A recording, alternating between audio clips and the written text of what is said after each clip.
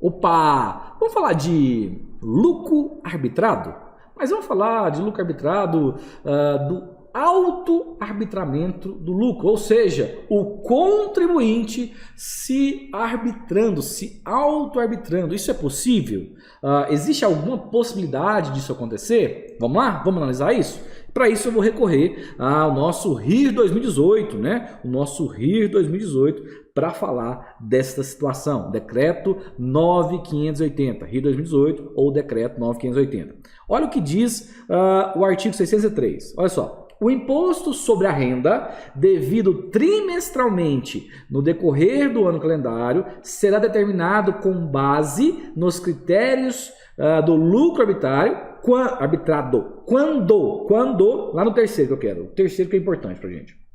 A escrituração a que o contribuinte estiver obrigado a revelar evidentes indícios de fraude, contiver vícios, erros ou deficiências que a tornem imprestável. Então, quando você tiver uma contabilidade imprestável, é muito dói falar e dói ouvir isso, uma contabilidade imprestável, o lucro deve ser arbitrado, tá? O lucro deve ser arbitrado. Aqui fala o seguinte, ó, linha A. Identificar a efetiva movimentação financeira. Se você não consegue identificar a efetiva movimentação financeira, ou seja, não tem as contas do banco na contabilidade, imprestável. Se você não consegue determinar o lucro real, ou seja, você não consegue puxar uma DRE que fale qual que é realmente o lucro real daquela empresa. Lembrando de lucro real não só a situação tributária, não. O lucro real, o lucro da empresa. Qual que é a realidade do lucro? Você não consegue fazer porque a contabilidade, de novo, ela é imprestável. Como dói isso. Imprestável. Tá bom, vamos continuar então. Vamos pegar agora o que diz lá, né? O auto-arbitramento pelo contribuinte, o 604, artigo 604 do decreto 9580, o RIR 2018. Fala assim, ó.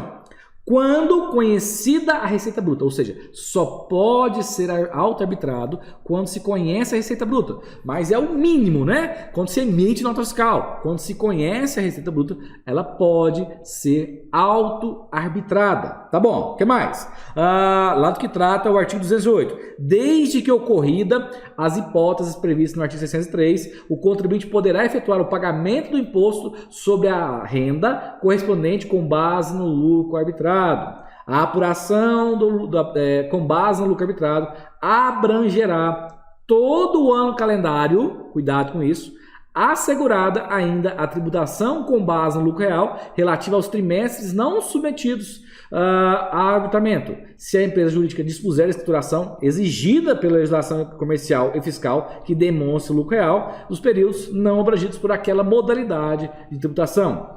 O imposto sobre a renda apurado de forma prevista no inciso 1 terá por vencimento o último dia do mês subsequente e ao de encerramento de cada período de apuração. Tá? Então tá aqui com as suas situações que a gente tem do lucro arbitrário. Então vamos lá. A gente chega lá, pega uma empresa e o primeiro trimestre ela estava no lucro presumido, por exemplo. No lucro presumido do primeiro trimestre. E você vai fazer análise, meu Deus, essa empresa, o balanço é algo horroroso, para não falar outra coisa. O balanço é horroroso, né? Você tem fornecedores em aberto, você tem clientes em aberto, um caixa astronômico, você pega um caixa lá milionário, né? Que absurdo, né? Uma empresa com capital social de X e um caixa lá de 3 milhões de reais, a gente vê muito por aí. Você pega lá uma empresa que está com problemas 1000, né? Não tem banco na contabilidade, problemas 1000. O que fazer? Tá. Concorda comigo que esse balanço ele é imprestável, ele não presta para ninguém, ele não presta para o empresário, ele não empresta para o banco, ele não presta para o empresário, não presta para o banco, não presta para a Receita Federal, principalmente para a Receita Federal. Tá. E aí? Se nenhum dos stakeholders, né, que a gente faz a contabilidade é justamente para os stakeholders, se nenhum dos stakeholders se interessa por aquela contabilidade, quem vai se interessar então? Fica o contador fingindo que faz contabilidade, sendo que ninguém vai querer aquela contabilidade depois. Tudo bem, qual é a solução? Fazer o auto-arbitramento do lucro. E como seria esse auto-arbitramento? Então vamos fazer esse exemplo aqui. Eu tenho a primeira situação, que é o primeiro trimestre, que foi no lucro presumido, por exemplo. Tá bom, uma empresa comercial no lucro presumido no primeiro trimestre. Ah, professor, mas a empresa do lucro presumido ela não é obrigada ao lucro, não, a contabilidade, ela não tem obrigação da contabilidade, ela pode fazer apenas o livro caixa, tá? Apenas a parte fiscal que você pode falar isso, tá? Na questão societária ela é obrigada sim, mas vamos falar que ela é sim obrigada, ela não é obrigada à contabilidade, mas nem o caixa ela faz corretamente, porque lá não tem banco dentro do caixa dela. Se ela não tem movimentação financeira do banco dentro do caixa, aquele caixa também não vale nada, tá? Ou vamos falar que ela seja do lucro real, pode ser, não tem problema, ela pode ser do lucro real no primeiro trimestre. E a contabilidade dela, ela é imprestável. Tudo bem.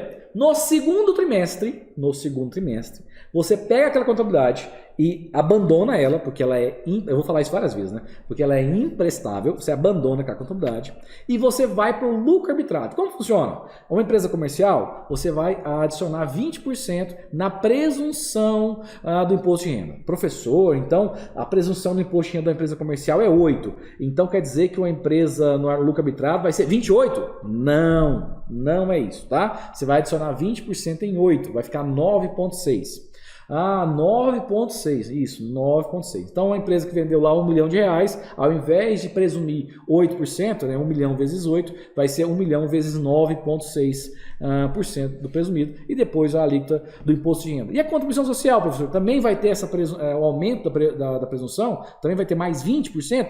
Não, a contribuição social não muda. E o PIS e COFINS? Cumulativo, sem nenhuma diferença. Somente o imposto de renda que recebe essa carga a mais de 20% a título do lucro arbitrado, tá? Professor, tudo bem. E aí agora, o que eu faço? Você vai passar um trimestre, pelo menos um trimestre no lucro arbitrado, você vai fazer todo o DARF, bonitinho. Como você faz? Você optou, né? Através do DARF, você fez o DARF lá do lucro arbitrado. Tudo bem.